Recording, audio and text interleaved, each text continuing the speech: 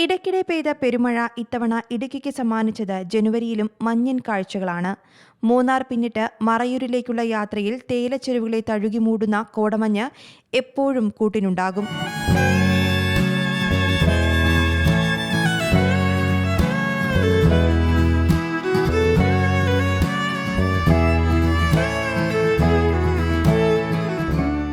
മറയൂർ കഴിഞ്ഞ് കാന്തല്ലൂർ എത്തിയാലോ കാഴ്ചകൾ കൂടുതൽ വർണ്ണാഭമാകും.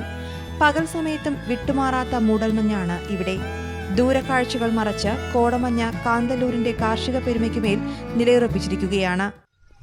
ഇപ്പോൾ മറയൂർ കാന്തല്ലൂർ മേഖലയിൽ നല്ല മഞ്ഞ് വീഴ്ചയാണ്. കൂടാതെ കാന്തല്ലൂരിന് ബെസ്റ്റ് ടൂറിസം വില്ലേജ് അവാർഡ് ലഭിച്ചതോടെ വിനോദസഞ്ചാരികൾ ധാരാളം എത്തുന്നുണ്ട്. കൂടാതെ നമ്മുടെ കേരളത്തിൽ നിന്നും തമിഴ്നാട്ടിൽ നിന്നാണ് കൂടുതലും വിനോദസഞ്ചാരികൾ എത്തുന്നത്. പണ്ടൊക്കെ മൂന്നാർ അപ്പുറത്തേക്ക് പോയിക്കൊണ്ടിരിക്കുന്ന സാഹചര്യത്തിൽ ഇപ്പോൾ ഈ കാന്തല്ലൂർ മേഖല കേന്ദ്രീകരിച്ച് ഒത്തിരി ടൂറിസ്റ്റുകൾ എത്തുന്നുണ്ട്. കാരണം ഇവിടെ പഴം, പച്ചക്കറി ഉൾപ്പെടെ ശർക്കര, മറയൂർ ശർക്കര ഉൾപ്പെടെ ഒട്ടേറെ അനുഭവങ്ങളും കാഴ്ചകളും ഉള്ള സാഹചര്യത്തിലാണ് ഇപ്പോൾ വിനോദസഞ്ചാരികൾ എത്തുന്നത്.